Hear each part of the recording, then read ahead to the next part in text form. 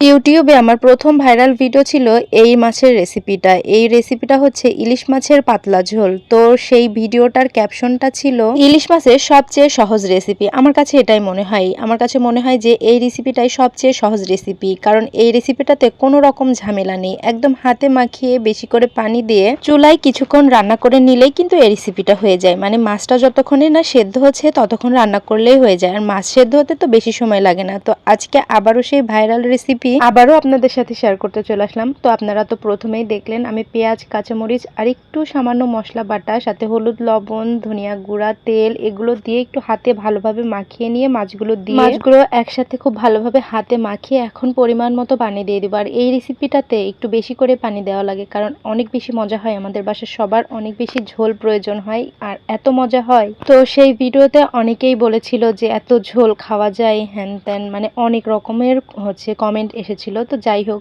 ভিডিওটা অনেক ভাইরাল হয়েছিল। এখন আপাতত ভিডিওটার 1,08,000 ভিউ। তো আমার মাছ রান্নাটা একদম হয়ে গিয়েছে। এখন আমি বাটিতে উঠিয়ে নিলাম। তো আমার মাছ রান্নাটা আপনাদের কাছে কেমন লাগলো অবশ্যই কমেন্ট করে বলে যাবেন। ভালো লেগে থাকলে লাইক, কমেন্ট এবং সাবস্ক্রাইব করে দিবেন।